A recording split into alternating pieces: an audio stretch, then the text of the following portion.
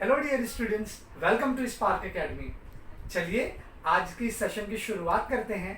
Lecture start करने से पहले मैं कुछ बेसिक चीज़ें आपके साथ डिस्कस करना चाहूँगा। जैसा कि हमने मार्च मंथ से ऑलरेडी 9th और 10th के वीडियो लेक्चर स्टार्ट कर दिए थे। 8th स्टैंडर्ड का वीडियो लेक्चर जो है ये थोड़ा लेट स्टार्ट हुआ है, बिकॉज हमें लगता था कि शायद जुलाई तक लॉकडाउन ख़त्म हो जाएगा, सिचुएशन कंट्रोल में आ जाएंगी तो क्लासेस रीओपन हो जाएंगी। बट लॉकडाउन ख़त्म होने का नाम नहीं ले रहा है और ये एक्सटेंशन होता जा रहा है। सो हम अपनी स्टडी को यहाँ पर ज़्यादा समय के लिए रोक नहीं सकते हैं, इसलिए हमने ये डिसाइड किया है कि हम ऑनलाइन आपके क्लास ऑनलाइन वीडियो लेक्चर के साथ आपके साथ जुड़ेंगे। और स्टूडेंट्स, आपको भी मुझे कमिटमेंट करना पड़ेगा, प्रॉमिस करना पड़ेगा। अगर मैं यहाँ से वीडियो लेक्चर आपका लूँगा तो आप भी मुझे मेरे वीडियो लेक्चर का असाइनमेंट बनाकर डेली बेसिस पे मुझे ग्रुप में या मुझे पर्सनल सेंड करते रहेंगे। आपको डेली इवनिंग में अराउंड 4 o'clock को मेरा वीडियो लेक्चर पहुंच जाया करेगा और ठीक 5 बजे हम उस लेक्चर पर जो भी आपको डाउट होगा उसके बारे में डिस्कस करेंगे। अगर किसी कारणवश कोई स्टूडेंट रह जाता है या पेरेंट्स घर पे नहीं है, सेलफोन अवेलेबल नहीं है, नेटवर्क नहीं है, तो आप अपने वीडियो लेक्चर को बाद में देखिए और फिर मुझे कभी भी उस रिगार्डिंग उस वीडियो से जो भी आपको डाउट होगा मेरे साथ आप डिस्कस कर सकते हैं। तो ज़्यादा समय आपका वेस्ट ना करते हुए चलिए आज के सेशन की शुरुआत करते हैं, जहां हम मैथ्स के chapter 3 indices and cube root को डिस्कस करेंगे। मैंने चैप्टर 3 जानबूझकर कंसिडर किया है। It is one of the most easiest topic and most scoring topic, so it's better without wasting our time we'll start our session. So what is indices and what is cube root? आपने last standard में या 7th standard में भी पढ़ा है, जाना है कि इंडाइसेस कहते किसे हैं।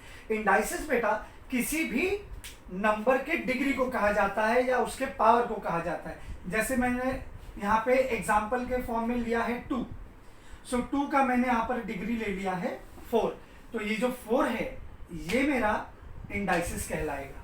4 इज द इंडाइसेस ऑफ 2। सो अब जो टेक्स्ट बुक में आपके एग्जाम्पल है, चलिए हम उसकी तरफ ध्यान देते हैं।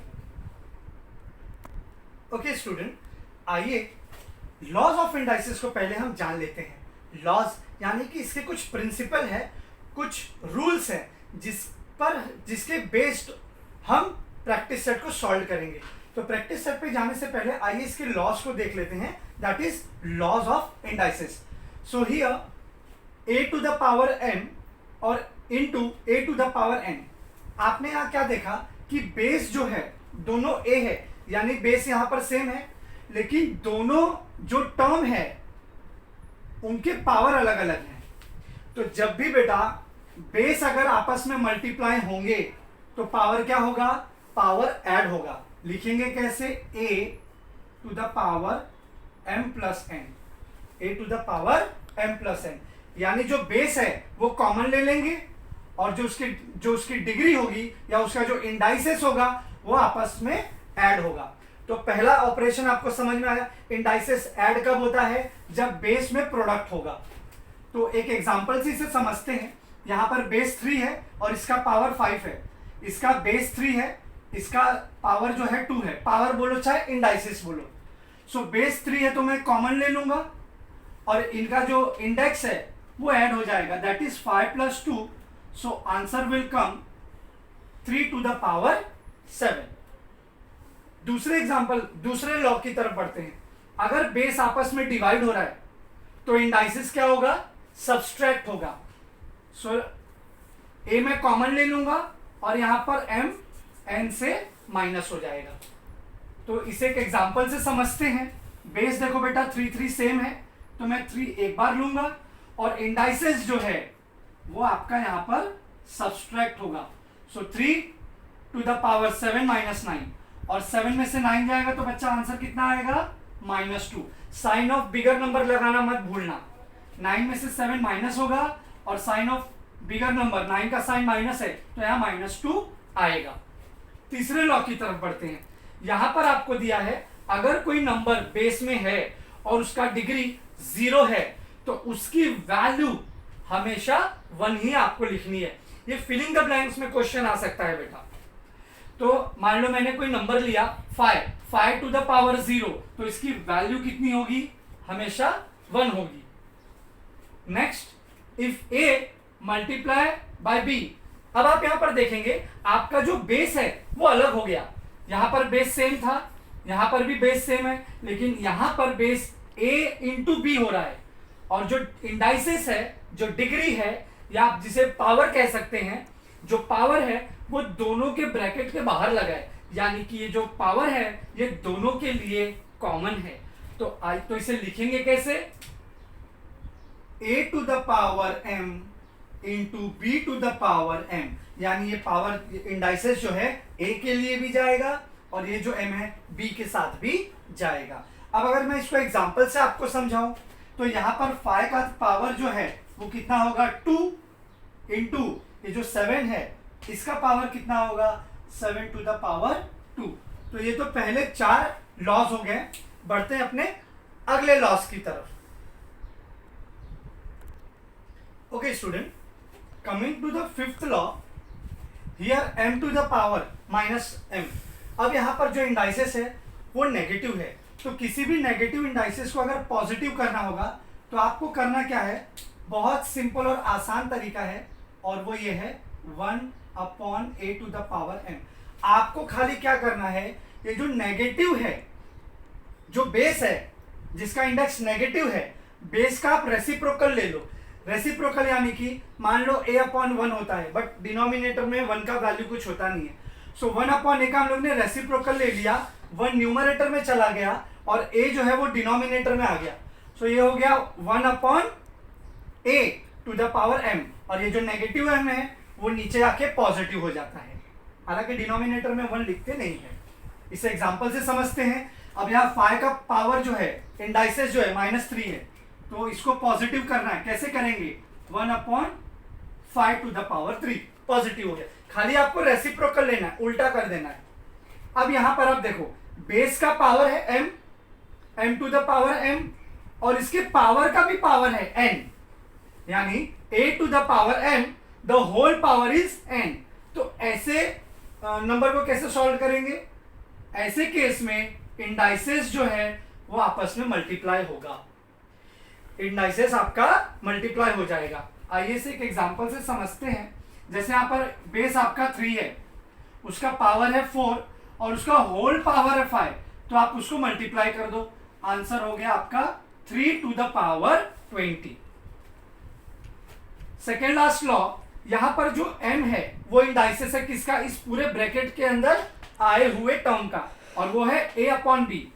तो इसको आप चाहो तो इंडिविजुअली लिख लो, a to the power m upon b to the power m। मतलब ये जो m है a के साथ भी जाएगा और ये m b के साथ भी जाएगा। एग्जांपल से समझते हैं। ये जो 3 इंडेक्स है वो 5 के साथ भी जाएगा और 7 के साथ भी जाएगा। And the last law says a to the power minus m है, सॉरी a अपॉन b का होल पावर माइनस m है। इस केस में क्या करेंगे? सबसे पहले मुझे पता है -m इसके साथ भी जाएगा, -m b के भी साथ जाएगा, लेकिन ये पहले नेगेटिव इंडेक्स तो हटाओ, और नेगेटिव इंडेक्स के लिए क्या करते हैं? रेसिप्रोकल, उल्टा, यानी b ऊपर चला जाएगा, a नीचे आ जाएगा, और ये आपका b upon a to the power m, और n आपका m जो है वो नेगेटिव से पॉजिटिव बन जाएगा। एग्जाम्पल से समझते हैं। जो 5/7 है उसे आप 7/5 ले लो और इसका होल क्यूब आ जाएगा। जो नेगेटिव क्यूब है वो मेरा यहाँ पर पॉजिटिव बन जाएगा। सो ओके स्टूडेंट, मुझे लगता है कि ये जो लॉस मैंने अभी आपको 8 बताए हैं, ये लॉस आप थॉरली इसको कीजिएगा, बार बार प्रैक्टिस कीजिएगा। अगर लॉस नहीं पढ़ा और प्रैक्टिस सेट में कूदा तो कुछ नहीं समझेगा। सो बेटर है लॉस को खुद प्रैक्टिस करो, आप एग्जाम्पल चेंज कर लो जो आपको आसान लगता है और खुद से इसे प्रैक्टिस करो। ओके स्टूडेंट, तो आइए अब हम सीखेंगे कि कैसे इंडाइसेस को स्टेटमेंट में लिखते हैं और कैसे स्टेटमेंट को हम इंडेक्स फॉर्म में लिख सकते हैं। जैसे कि आप जानते हैं मैंने लिखा 2 to the power 3, आप इसे रीड कैसे करोगे? द क्यूब ऑफ 2, 3 को क्यूब बोलते हैं ना बेटा। और अगर इसे एक्सपांड करना होगा तो कैसे एक्सपांड करोगे?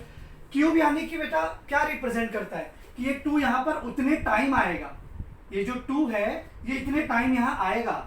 आंसर आ गया आपका 8। अब अगर मैं आपको बोलूं 8 का क्यूब रूट क्या होगा, तो अब आप इसे कैसे सॉल्व करोगे?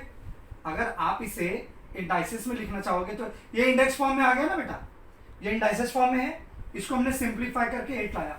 अब इसे अगर मुझे इंडाइसेस फॉर्म में लाना है, क्यूब, ये क्यूब है, 3 को क्यूब कहते हैं, क्यूब है और ये रूट है, क्यूब रूट ऑफ 8 क्या होगा? आंसर आपका 2 आएगा। लेकिन इसे लिखेंगे कैसे? इसके लिखने की एक प्रक्रिया है, आप ऐसे भी लिख सकते हो। अब क्यूब रूट ऑफ 8 आपको आंसर पता है, क्यूब रूट ऑफ 8 2 होता है, बट इसको लिखेंगे कैसे? 8 1/3। तो इससे क्या पता चला कि कभी भी जो डिग्री होता है, पावर होता है, वो ऊपर लिखा जाता है, लेकिन जब भी हम रूट निकालेंगे तो वो अपॉन के फॉर्म में लिखा जाएगा। ये आपको दो चीजें समझनी है। ऊपर वाला क्या होगा? इसे हम पावर कहते हैं, इसे हम पावर कहते हैं। चाहो तो इसके नीचे 1 लगा दो, हालांकि नीचे 1 लगाओ चाहे मत लगाओ, उसकी वैल्यू तो कुछ होनी नहीं है, ठीक है। लेकिन यही 3 अगर डिनोमिनेटर में आ गया तो ये क्या कहलाएगा? ये कहलाएगा रूट। और जो नंबर होगा, 3 है तो क्यूब रूट कहलाएगा, 4 है तो फोर्थ रूट कहलाएगा। और एग्जांपल से समझते हैं। मान लो मैंने 2 to the power 5, इसे आप पढ़ोगे कैसे? इसे हम रीड कैसे करते हैं? इसे हम रीड कैसे करेंगे? 2 to the power 5 कैसे लिखोगे? 5th पावर ऑफ 2, ये इसके लिखने की पद्धति होगी। I mean it's a style how we can write this into the statement. ये आपका इंडाइसेस फॉर्म है, ये नंबर के फॉर्म में है, इसको आप स्टेटमेंट में ऐसे लिखोगे। 5th क्या है? इसका पावर है, 5th is the power of 2। अब अगर इसको मुझे रूट के फॉर्म में लिखना तो कैसे लिखूंगा? 2 1/5 है। अब 5 आपका डिनोमिनेटर में है बेटा, ध्यान देना। अब इसे कैसे हम रीड करेंगे? 5th रूट ऑफ 2, इस तरीके से इसे लिखा या पढ़ा जाता है। सो अगर यहां पर आपका कॉन्सेप्ट क्लियर है तो हम अब एक्सरसाइज की तरफ बढ़ते हैं। ओके स्टूडेंट, अब हम बढ़ते हैं अपने आज के प्रैक्टिस सेट की तरफ, दैट इज 3.1। यहां पर आपको कहता है express the following numbers in index form. आपको इन सारे स्टेटमेंट को इंडेक्स फॉर्म में एक्सप्रेस करना है, आप बोल सकते हो कि लिखना है। तो आइए कैसे लिखेंगे। आपको कहता है 5th रूट, अब ये रूट में है तो आपको पता है किसके रूट में है? 13th के। तो आपका आंसर कैसा होगा? 13 पहले आ जाएगा। और ये कौन सा रूट है बेटा? 5th रूट है। तो मैं कैसे लिखूंगा? ऐसे लिखूंगा, गलत हो जाएगा क्योंकि 5 इसका यहां पावर हो जाएगा और ये कहता है कि ये इसका रूट है।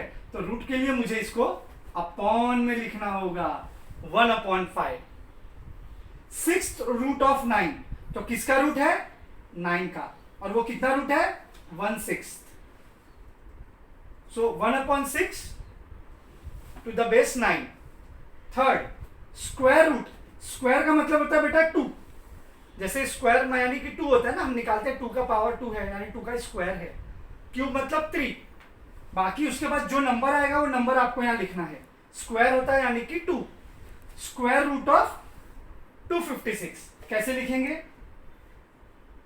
256 to the power 1/2, not power, root is 1/2 और उसे बोल सकते हैं पावर 1/2, तो वो उसका रूट ही कहलाएगा। 4th cube root of 17, cube यानी कि 3 और ये मुझे रूट में लिखना है यानी अपॉन में आएगा। कैसे लिखेंगे?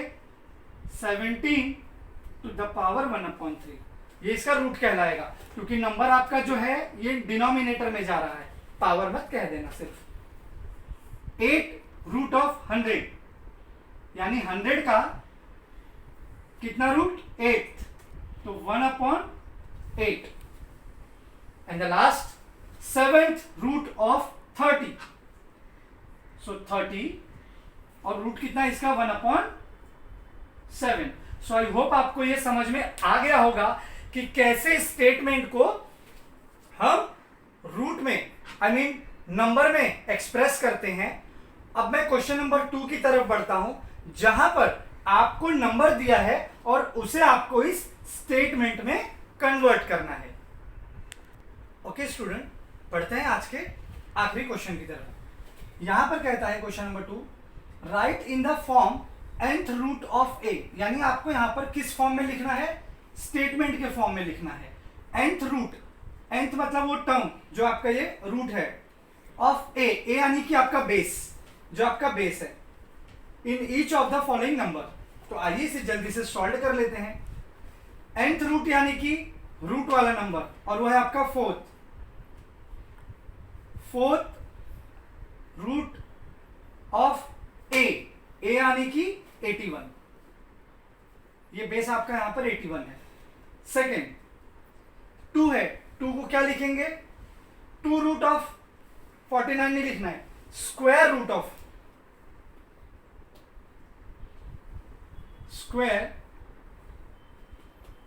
ऑफ 49। Last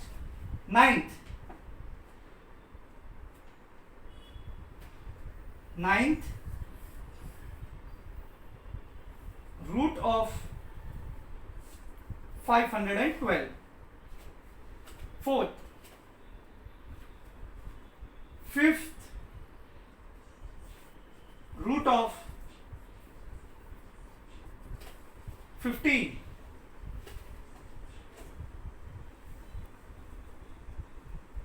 19th